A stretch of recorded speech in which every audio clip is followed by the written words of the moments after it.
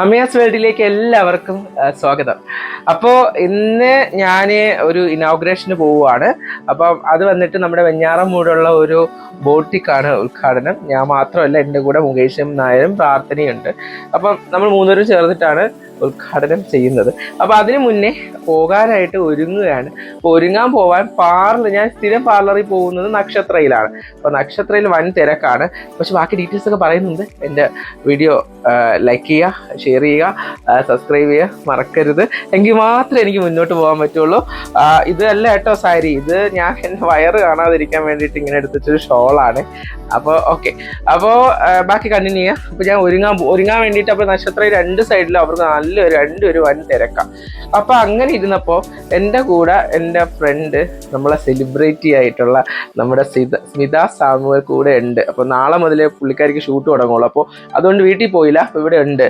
അപ്പോൾ ഞാൻ വിചാരിച്ചു, ഞാൻ പറഞ്ഞു, അപ്പൊ ഞാൻ ഇനിയിപ്പോ സ്വന്തമായിട്ട് ഒരുങ്ങണമല്ലോ എന്ന് പറഞ്ഞപ്പോൾ പുള്ളിക്കാരി പറഞ്ഞു, ഇല്ല അമ്മയാ, ഞാൻ നിന്നെ റെഡിയാക്കി തരാം, എനിക്കൊന്ന് മേക്കപ്പ് പുള്ളി ചെയ്തിട്ടില്ല.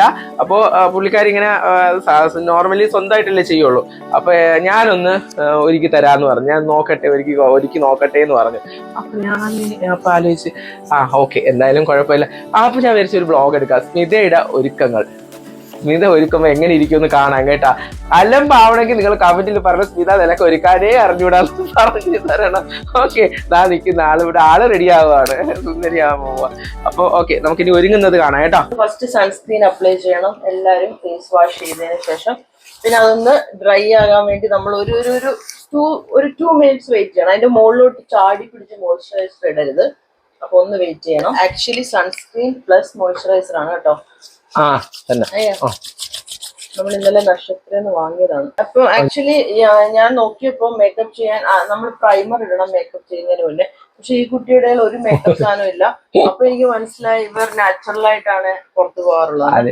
ആകെ ലിപ്സ്റ്റിക്കും ഐലൈനറും മാത്രമേ ഉള്ളൂ. പക്ഷെ എന്റെയിലും പ്രൈമർ ഇല്ല. അത് ഞാൻ മുമ്പ് ഒരുപാട് സ്ഥലങ്ങളിൽ ഇങ്ങോട്ട് കൊണ്ടുവന്നിട്ടില്ല. അപ്പൊ നമ്മളൊരു കാര്യം ചെയ്യാം, കറക്റ്റർ ഇടാം. പക്ഷെ ഈ കുട്ടിയുടെ മുഖത്തൊരു പാടുപോലും ഇല്ല, അതുകൊണ്ട് കറക്റ്റർ ഇടേണ്ട ആവശ്യമില്ല. പിന്നെ കറക്റ്റർ ഇടാനുണ്ട് ഇവിടെ ഇവിടേക്ക് ഇല്ലേ? അവിടെ ചെറുതായിട്ടുണ്ട്. ഓക്കെ, ഏത് വെച്ചാ ഇടുന്നത്? Orange correct. ഓറഞ്ചോ? ഓറഞ്ച് ഇട്ടിട്ടാണ് നമ്മൾ ചെയ്യേണ്ടത്. ആണോ? അടുത്ത കളർ ഇത് കുറഞ്ഞിരിക്കണ ഏതോ അത് എന്താവോ എന്തോ. Celebrity makeup artist Smitha Samuel. പറ്റരമായിട്ട് ജലജയുടെ ഓരോ കോപ്രായങ്ങളെ കേട്ടോ. എനിക്ക് ഒരുക്കി തരാമെന്ന് പറഞ്ഞു കഴിഞ്ഞാൽ വലിയ കാര്യമില്ല. ഞാൻ പറയട്ടെ, ഏതെങ്കിലും സെലിബ്രിറ്റി ആയിട്ട് നിൽക്കുന്ന ഒരു ആർട്ടിസ്റ്റ് വന്നിട്ട് എടി നിന്നെ ഞാൻ ഒരുക്കാൻ കേട്ടോ എന്ന് പറയോ? ഇല്ല, പറയില്ല. അതിന് ഞാൻ ഒരിക്കൽ കൂടി ഞാൻ അഭിനന്ദനങ്ങൾ അറിയിക്കുന്നു, നന്ദി അറിയിക്കുന്നു. എന്നെ ഒരു 1500 രൂപ ലാഭം. അല്ല, നമ്മള് താണ നിലത്തെ നീരോടൊന്ന് കേട്ടിട്ടില്ലേ? അതെ. അപ്പൊ നമ്മള് ഇങ്ങനത്തെ മനോഭാവങ്ങൾക്കാണ് ഏറ്റവും കൂടുതൽ.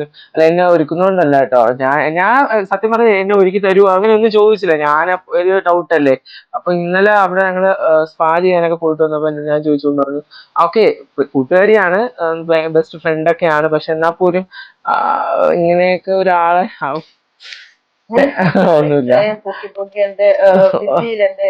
പൊക്കണേന്നല്ല, ഞാൻ എന്റെ മനസ്സിലുള്ള കാര്യം പറഞ്ഞതാണ്. ഞാൻ പൊക്കിയെന്നല്ല, കാണുന്ന പ്രേക്ഷകരെ ഞാൻ എന്റെ മനസ്സിലുള്ള കാര്യം പറഞ്ഞതാണ്. എത്ര മാറ്റില് ജലജയെ കണ്ട് എല്ലാവരും പറഞ്ഞ അടിക്കാൻ, സക്കീന ചേച്ചി പറഞ്ഞ പോലെ എടുത്തിട്ട് ഇടിക്കാൻ തോന്നിയിട്ടുണ്ടെന്ന് പറഞ്ഞിട്ടുണ്ട്. പക്ഷേ റിയൽ ഒരിക്കലും ആ ജലജയല്ല, ഒരു പാവ സ്മിതയാണ്. എന്താ ചെയ്യണേ? മേക്കപ്പിന്റെ ആഘാതമായ തലങ്ങളിലേക്ക് പൊക്കോണ്ടിരിക്കുകയാണ്. എങ്ങനെയാണെന്ന് ഉദ്ഘാടനത്തിന് ചെല്ലുമ്പോ അമ്മയാണെന്ന് അറിയുമോ? ദൈവമേ, ആക്ച്വലി ഞാൻ ഒന്നും ചെയ്യുന്നില്ല,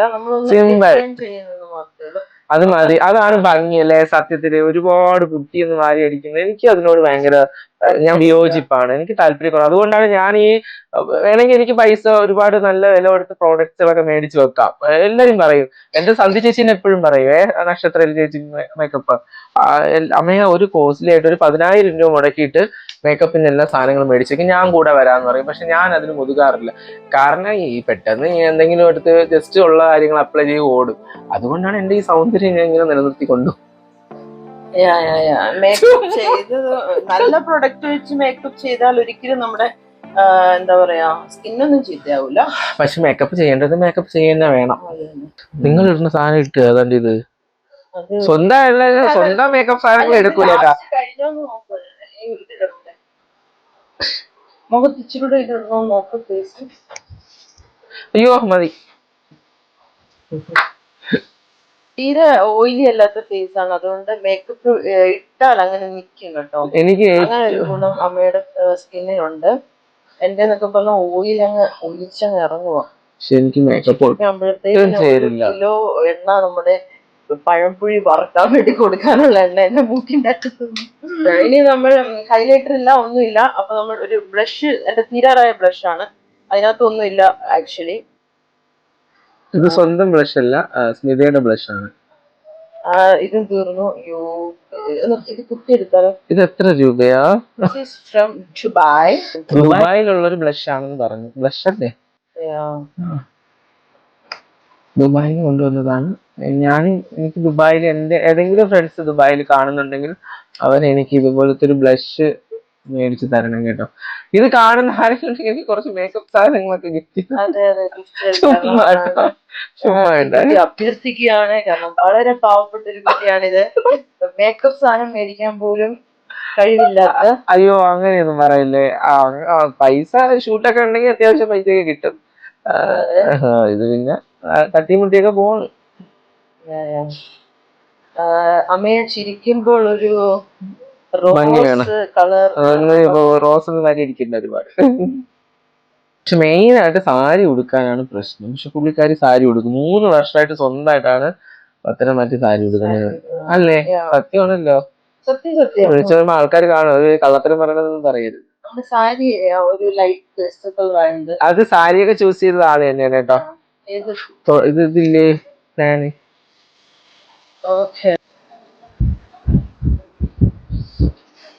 കൊള്ളാം.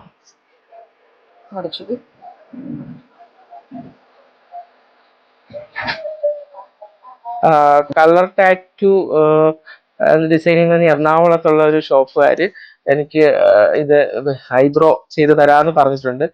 കൊളാബ് ചെയ്ത് തരാന്ന് പറഞ്ഞിട്ടുണ്ട്. അപ്പൊ അത് ഉടനെ ഞാൻ ചെയ്യും കേട്ടോ.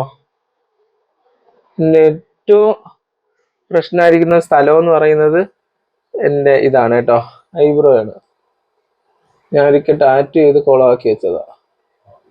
ടോട്ടു എപ്പോഴും ഇവിടെയാ കിടക്കാറ് കേട്ടോ. ടോട്ടു എപ്പോഴും ഇവിടെയാ കിടക്കാറ്. ഞാൻ കിടക്കുമ്പോ എന്റെ കൂടെ ഇവിടെ ഇങ്ങനെ കിടക്കും. ഞാൻ എണീക്കുമ്പോ അതുപോലെ അവളെ എണീക്കും. ഇത്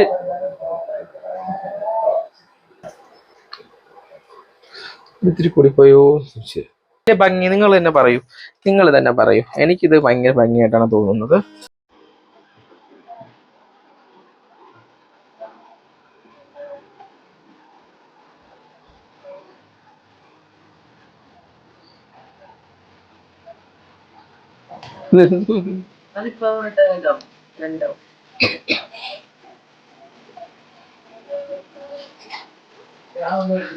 അപ്പോ ഉടുക്കും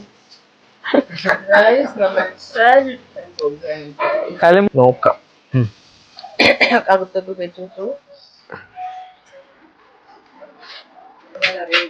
പൊക്കം കൂടി, കുറച്ചുകൂടി. ഓക്കെ.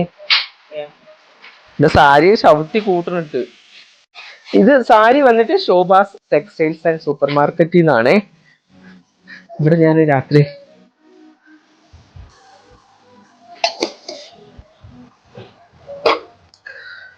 വെള്ളം ഉണ്ടായിരുന്നു. എനിക്കിങ്ങനെ വെള്ളമൊക്കെ കൊടുക്കുമ്പോ ഒട്ടും മനസ്സിലാകുന്നില്ല. എല്ലാരും ഇത് ഞാൻ നേരത്തെ കൂടി ചിന്തിച്ചൊരു കാര്യമാണ്. ഇത് മറുപടി വരുമോ എന്ന് ഞാൻ പ്രതീക്ഷിച്ചതാ. ഇതിപ്പോ ചുറ്റിയൊന്നുമില്ലല്ലോ. ഒറ്റ ചുറ്റ്. 3 വർഷമായിട്ട് സാരി ഉടുക്കുന്ന ആളാണ് കേട്ടോ.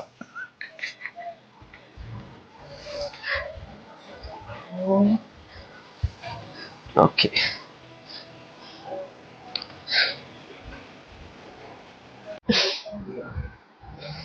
ഇതെന്തുവാ? ഞാനിവിടെ നിന്ന് ഒരു സാരി ഉടുത്ത് കാണിക്കാം. അത്രയല്ല അത് അളവൊന്നും കറക്റ്റ് അല്ല, എന്നാലും കുഴപ്പമില്ല. ആയിട്ട് നല്ല ഭംഗിയായിട്ട് ഉടുത്തു. അങ്ങനെ സാരി ഉടുത്ത്, സാരി എങ്ങനെ അത്യാവശ്യം നന്നായിട്ട് ഉടുത്തു. ഇത് സാരി എനിക്ക് ഉടുത്ത് തന്നു.